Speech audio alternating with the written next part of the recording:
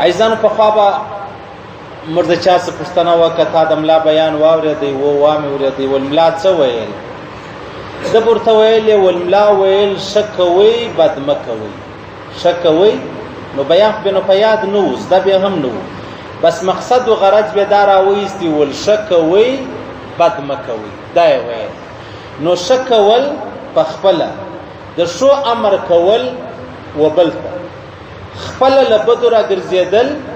او بل له بدو راګرځول دې ته امر بالمعروف نهي عن المنکر چې دی هغه ویل کېږي. بیا په دې کې خبره دا د عزیزانو د پیغمبر علیه الصلاة والسلام د ژوند څخه تر نن ورځې پورې دغه سلسله چې ده هغه برقراره ده د ښو امر کول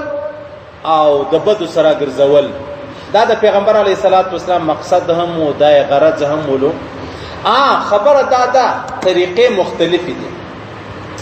د پیغمبر علیه الصلاة والسلام ترتیب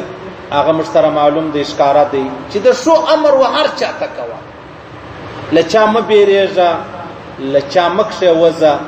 د چا څه مه دباویږه د چا په روح کې مه راځه غلط کار ولو غلط کار منع که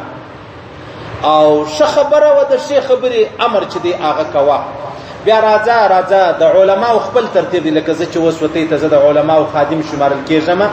لکه زه چې تی ته د ښو خبرو امر کوم د بدو څه مطلب تی راګرځوم تا ته دغه اعلان دی ځه پر مخ ولاړ سه و خلکو ته ښه خبره ښوول او د بدې سره ګرځول بیا دغه رقم د پیرانو زموږ د مطلب مرشد چې کوم بلل کېږي د هغو خپل انداز دی د هغو مریدان دي د هغو خانقاه ده د هغو بیا خپلې حجرې دي څه دغه رقم د مجاهدینو کار دی هغه بیا څوک په لاس منه کوي خپل سر قرباني کوي خپل ځان قرباني کوي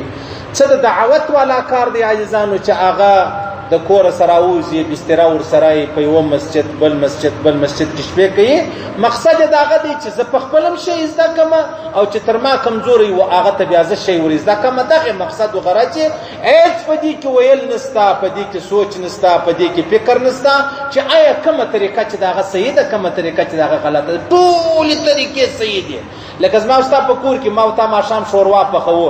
څوک په یو انداز پخوي څوک په بل انداز پخوي څوک مطلب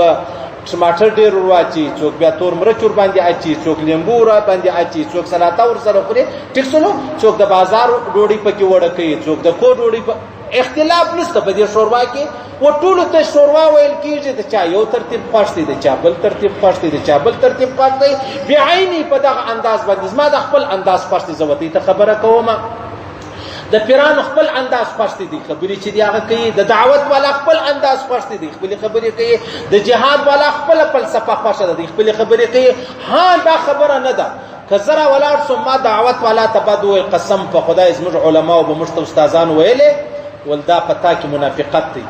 چې خپل لار خوشې د بل ولار ته بد وایي ټیک سلو او که دعوت والا ولار سو خپل لار خوشول زما ولار ته بد ویل بیا دا پدې کې منافقت چې دی غستا یا دعوت والا ولار سو هغه جهاد والا ته بد ویل دا دعوت والا کې منافقت دی او که جهاد والا ولار سو پر ملایانو پر وجرو پر دا غره کم پر دعوت والا لګیدل بیا پدې کې منافقت دی دا د دین کار دی دا د اسلام کار دی په ټول به تر ځای رسو دا داسې مثال لري لکه یو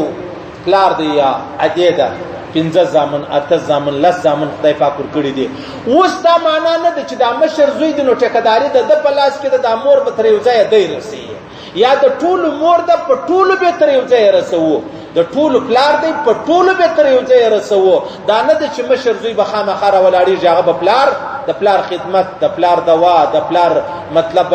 یو ځای ته بیول راوستل دا یوازې په ټولو به تر یو ځای رسي دا رقم د دین او اسلام د ازما استاد مور د پلار مثال لري نو د مور او پلار خدمت ټول اولاد کوي دا رقم ټول مؤمنان ټول مسلمانان به د دین او د اسلام خدمت کوي د چا یو انداز دی د چا بل انداز دی د چا یو ترتیب دی د چا بل ترتیب دی د چا یو مزاج دی د بل چا بل مزاج دی په هغه کې بیا دا نسته چې یاره ته ولې دغه کار نه کوي ټیک شو